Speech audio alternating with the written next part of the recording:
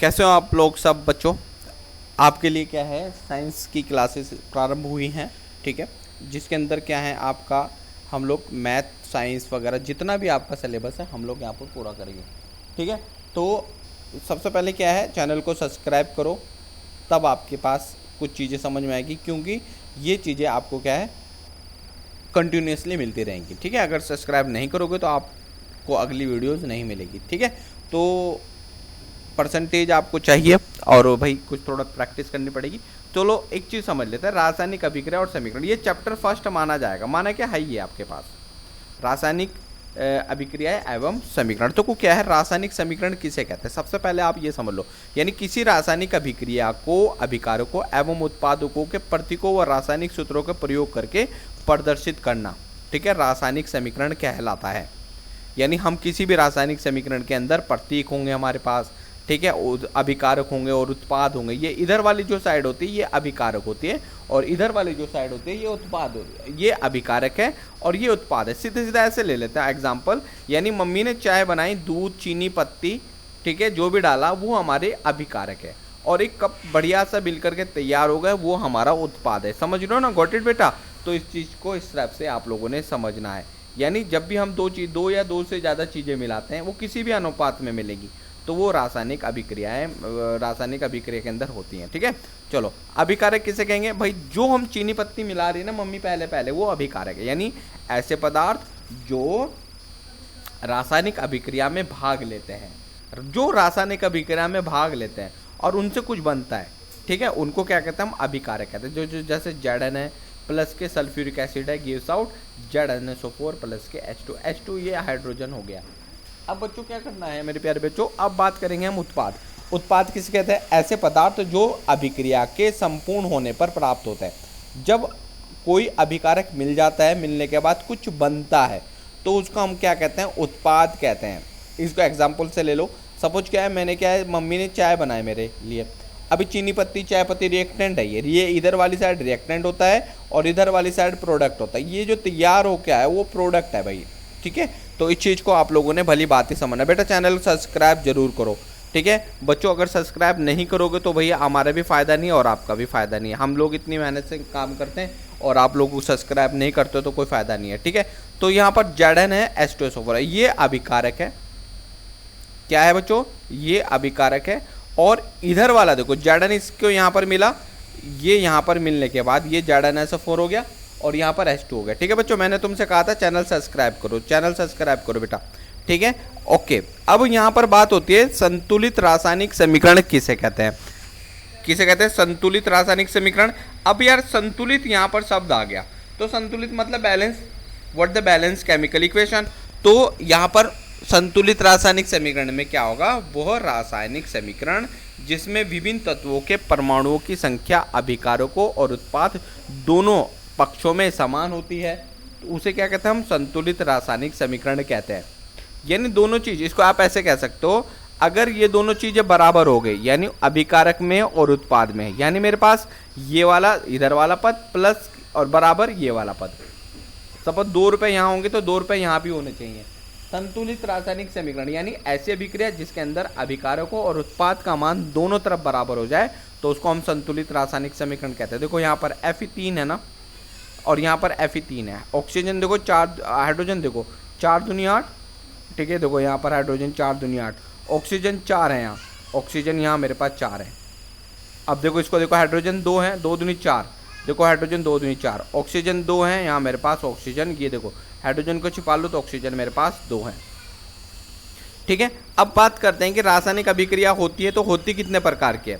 तो रासायनिक अभिक्रिया मुख्य रूप से कितने प्रकार की होती है, देखो पहले संयोजन, दूसरा वियोजन, तीसरा ऊष्माक्षेपी, चौथा ऊष्माशोषी। याद कर लेना, संयोजन को संयुग्मन अभिक्रिया कहते हैं, वियोजन अभिक्रिया, ठीक है, ऊष्माक्षेपी अभिक्रिया, ऊष्माशोषी अभिक्रिया। तो ये आप लोगों को पता होना चाहिए भाई, इस चीज़ को आप लोगों ने भली बातें याद कर लेना है। ठीक है, चौथी तो ही होगी। अब देखो आगे बढ़े, विस्थापन अभिक्रिया, ठीक है, 5वीं होगी विस्थापन अभिक्रिया, दूसरी द्विविस्थापन अभिक्रिया, सातवीं अपचयन अभिक्रिया, 8वीं अपचयन उपचयन, उपचयन 7वीं है, अपचयन है 8वीं, 9वीं रेडॉक्स अभिक्रिया। रेडॉक्स अभिक्रिया उपचयन और अपचयन दोनों को भी कह सकते हैं हम लोग। ठीक है, तो अब ये चीज़ समझ में आ गया। चलो जी, अब क्या बात करते हैं हम लोग, इसको थोड़ा सा क्या करते हैं, विस्तार से पढ़ेंगे। जल का निर्माण कैसे होता है? देखो, ये संयोजन अभिक्रिया, वियोजन अभिक्रिया, जल का निर्माण में बताओ संयोजन अभिक्रिया है। ठीक है बेटो, यहाँ पर देखो संयोजन अभिक्रिया, जो उदाहरण पहला वाला था संयोजन। संयोजन से शब्द ही बता रहे कि जुड़ेंगे यहाँ दो चीज़ें, है ना। संयोजन दो चीज़ें जोड़ रहे, यानी ऐसी अभिक्रिया जिसमें दो या दो से अधिक अभिकारक मिलते हों। देखो मैंने कैसे लिखा, इस अभिक्रिया में दो या दो से अधिक अभिकारक मिलकर एकल उत्पाद का निर्माण करते हैं, ऐसी अभिक्रिया को संयोजन अभिक्रिया कहते हैं। ठीक है, नींद आ रही है तो दोबारा से पढ़ो। सही, इस अभिक्रिया में दो या दो से अधिक अभिकारक मिलकर एकल उत्पाद का निर्माण करते हैं, ऐसी अभिक्रिया को संयोजन अभिक्रिया कहते हैं। ठीक है भाई, उदाहरण यहाँ पर आप देख लो, ये सारे के सारे उदाहरण जरूर देना। ठीक है, यानी कोयले का दहन संयोजन अभिक्रिया, यानी ऐसी अभिक्रिया जिसके अंदर दो या दो से अधिक पदार्थ मिलकर के एक नया पदार्थ बना रहे हो, उसको संयोजन। अभिकारक पता चल गया, उत्पाद पता चल गया, संतुलित रासायनिक पता चल गई, समीकरण किसको कहते हैं, रासायनिक अभिक्रिया के प्रकार पता चल गए, और अब संयोजन भी हमें आ गया है। देखो, ऐसी अभिक्रिया जिसमें दो या दो से अधिक अभिकारक मिलकर एकल उत्पाद का निर्माण करते हैं। एकल उत्पाद मतलब एक चीज बनाते हैं, ऐसी अभिक्रिया को हम संयोजन अभिक्रिया का नाम देते हैं। और उदाहरण इसका कोयले का दहन हो गया।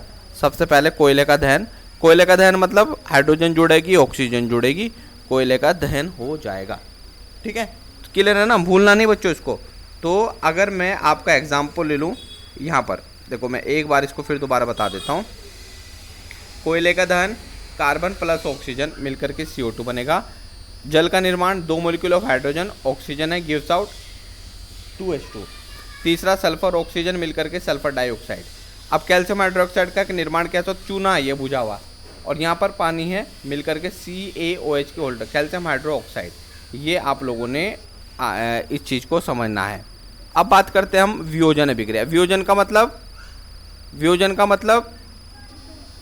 का मतलब वह अभिक्रिया जिसमें एक चीज टूट जाती है, एक अभिकर्मक टूटकर दो या दो से अधिक उत्पाद बनाते हैं, इसे वियोजन अभिक्रिया का नाम दिया जाता है। ठीक है, वियोजन समझ में आ गया, यानी एक चीज टूटेगी यहाँ, तो ये वो अभिक्रिया जिसमें एकल अभिकर्मक टूटकर दो या दो से अधिक उत्पाद बनाता हो, इसे वियोजन अभिक्रिया हम कहेंगे। ठीक है भैया, कोई डाउट होना नहीं चाहिए, होगा तो फिर आप मुझसे डाउट पूछ सकते हैं फ़ोन पर, मैंने आपको नंबर दे दिया था।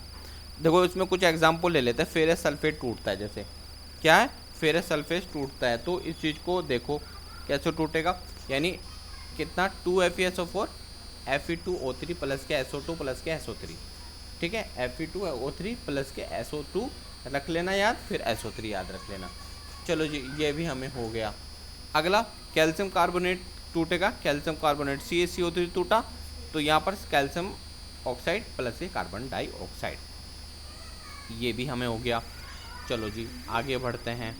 आगे बढ़ने के बाद सिल्वर कार्बोनेट टूटेगा, जैसे कि AgBr को सिल्वर कार्बोनेट बोला जाता है, तो ये 2Ag में टूटेगा और Br2 में अलग हो जाएगा। ठीक है भाई, ये भी टूट गया। इस अभिक्रिया का उपयोग श्याम श्वेत फोटोग्राफी में किया जाता है। ठीक है, चलो अब यहाँ पर बात करते हैं ऊष्माक्षेपीय अभिक्रिया और ऊष्माशोषी अभिक्रिया। दो क्वेश्चन है हमारे पास। ठीक है, ऊष्माक्षेपीय अभिक्रिया किसे कहते हैं, ऊष्माशोषी। देखो ऊष्माक्षेपीय अभिक्रिया में क्या होता है, वह अभिक्रिया जिसमें ऊष्मा ऊर्जा के रूप में निकलती है, ऊष्मा बाहर निकलेगी, वह अभिक्रिया जिसमें ऊष्मा ऊर्जा के रूप में बाहर निकलते हैं, ऊष्माक्षेपीय अभिक्रिया उसे कहते हैं। जैसे प्राकृतिक गैस का दहन, देखो कार्बन डाइऑक्साइड है, सॉरी मैथेन है, CH4 को मैथेन तो बोलते हैं। CH4 में हम क्या डालते हैं, 2 मोलिक्यूल ऑफ ऑक्सीजन डाल देते हैं, तो यहाँ पर कार्बन डाइऑक्साइड बाहर आ जाती है। CO2 को कार्बन डाइऑक्साइड बोला जाता है। ठीक है सर ना, प्लस के 2 मोलिक्यूल पानी की हल्की सी बूंदें आती हैं यहाँ पर, प्लस के एनर्जी बाहर आती है, तो इसको बोलते हैं प्राकृतिक गैस का दहन। प्राकृतिक मतलब आप लोगों को घर में CNG गैस है, CNG कंप्रेस नेचुरल गैस है ना, तो वो ही है। अब देखो एक प्रश्न बनता है, शोषण एक ऊष्माक्षेपी अभिक्रिया है, समझाइए। देखो भाई एक प्रश्न बनता है, शोषण एक ऊष्माक्षेपी अभिक्रिया। ऊष्माक्षेपी यानी ऊष्मा निकलती है। अब सिंपल सी बात है, हमें भूख लगी, हमारे शरीर काम नहीं कर रहा है, क्या नहीं कर रहा है, हमारा शरीर काम नहीं कर रहा है। अब क्या होगा बच्चों, अब हमें ज़रूरत पड़ेगी खाने की। जब मैं खाना खाऊंगा ना मेरे पेट में जाएगा और मुझे खुद में एनर्जी मिल जाती है और मैं काम करने लग जाता हूँ। अब ये सब चीज़ क्या है, देखो मनुष्य को जीवित रहने के लिए हमें ऊर्जा की आवश्यकता होती है, ठीक है, इतना मैंने लिख दिया। और ये जो है भोजन से तो प्राप्त होती है, चलो कोल्ड ड्रिंक पी लो उससे भी हो जाएगी, ठीक है, दूध पी लो उससे भी हो जाएगी, भोजन तो करना ही है, वो खाद्य पदार्थ है, ठीक है। जैसे अच्छा खाद्य, सबसे ज़्यादा कार्बोहाइड्रेट आलू के अंदर होती है, चावल, आलू, ब्रेड, ये सब कार्बोहाइड्रेट के अच्छे स्रोत होते हैं। जब ये हमारे शरीर के अंदर जाते हैं ना तो इनसे क्या मिलता है, हमें ग्लूकोज बन जाता है हमारे शरीर के अंदर जाके। और ग्लूकोज जब क्या है कोशिकाओं में जाकर, कोशिकाओं में जाता है, वहाँ होती है क्या, ऑक्सीजन, तो वहाँ मिलती है हमें, उससे क्या हो जाती है, ऊर्जा बन जाती है।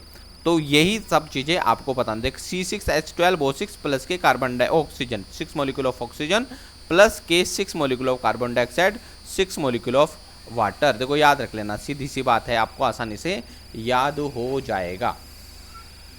चलो अब यहाँ पर है ऊष्माशोषी अभिक्रिया।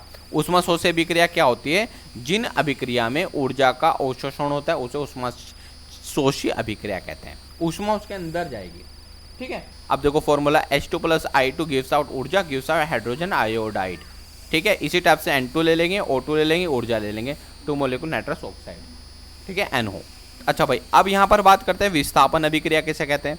भाई विस्थापन का मतलब तुम्हें शब्दों से पता चलता है। विस्थापन का मतलब होता है एक जगह छोड़ करके दूसरी जगह पे चले जाना, ठीक है। अब देखो यहाँ पर कैसे करना है, ऐसी अभिक्रिया, ठीक है, ऐसी अभिक्रिया जिसमें किसी एकल परमाणु या एक परमाणु या समूह एक स्थान छोड़कर दूसरे परमाणु के पास चला जाए, समूह के पास चला जाए, तो उसको हम क्या बोलते हैं, विस्थापन अभिक्रिया कहते हैं। ज़्यादा Zn है CuSO4, यहाँ Zn भारी है, पावरफुल है, ये टूटा और ये सल्फ्यूरिक एसिड यानी SO4 के पास चला गया, तो ZnSO4 प्लस के कॉपर, Cu मतलब होता है कॉपर। इसी तरह से Fe है, ये भी कॉपर है, यानी ये देखो ये इसका स्थान ले लेगा यार, तो ये क्या हो जाएगा हमारे पास FeSO4 प्लस के कॉपर। भूलना नहीं भाई ये चीज़ को। इसके बाद आपको क्या करना है, द्विविस्थापन में आ जाते हैं, ठीक है। चलो आगे की ओर बढ़ते हैं, 1 मिनट दो बेटा। देखो भाई द्विविस्थापन अभिक्रिया क्या होते हैं, वे अभिक्रिया हैं जिसमें अभिकारकों के बीच आयनों का आदान प्रदान होता है। यहाँ पर द्विविस्थापन में हम आयनों का आदान प्रदान होगा, ठीक है। NaSO4 प्लस के BaCl2, देखो ये NaSO4 के साथ मिलेगा, NaSO4 जो है इसके साथ में ये मिला BaSO4, ये वाला देखो मैंने यहाँ पर BaSO4 पहले लिख दिया, BaSO4 और ये 2 मॉलिक्यूल ऑफ NaCl, देखो 2Na प्लस के 2Cl2 गिव्स आउट, ऐसे लिख सकता हूँ मैं 2NaCl। ये मैंने दोनों का जो दो है ना, इसका और इसका दो एक साथ लिख दिया, ठीक है सर ना। अब इसको स्टेप से देखना है भाई, यहाँ पर आपको क्या करना है, अगला क्वेश्चन देखना है। चलो अगला क्वेश्चन की ओर प्रस्थान करते हैं। पहला उपचयन अपचयन क्या होता है, यानी ऐसी अभिक्रिया में ऑक्सीजन की वृद्धि होती है और हाइड्रोजन का ह्रास होता है, तो उसको क्या कहते हैं हम, उपचयन और अपचयन अभिक्रिया कहते हैं। जैसे कि 2Mg + O2 gives out 2MgO, ठीक है भाई। तो ये आप लोगों ने तैयार कर लेना ये क्वेश्चन। इस टाइप से आप और भी कर सकते हो, जैसे कि हमारे पास कॉपर है, Cu प्लस के O2 gives out Cu copper oxide. अपचयन अभिक्रिया कैसे कहेंगे, अब ये उल्टा हो जाता है, ऐसी अभिक्रिया जिसमें हाइड्रोजन की वृद्धि होती है और ऑक्सीजन का त्याग होता है उसे उपचयन अभिक्रिया कहते हैं, ठीक है। याद कर लेना ये क्वेश्चन आपको बहुत इंपॉर्टेंट है भाई। रिडॉक्स अभिक्रिया जिन ऐसी चीज़ है जिसके ऑक्सीजन भी आए और हाइड्रोजन भी जाए, ऐसे अभिक्रिया जिसके अंदर उपचयन और अपचयन दोनों होते हैं उनको हम रिडॉक्स अभिक्रिया कहते हैं। जैसे कि Cu copper oxide H2 plus के Cu प्लस के H2O, तो ये भी हमें याद कर लेना है, ठीक है भाई। कोई डाउट इसमें। दैनिक जीवन में हमारे पास क्या क्या हो सकता है, संक्षारण का मतलब जंग लगने को बोलते हैं। जब कोई धातु अपने आसपास अम्ल और आर्द्रता के संपर्क में आती है तब ये संक्षारित हो जाती है, इस प्रक्रिया को संक्षारण कहते हैं या जंग लगना कहते हैं।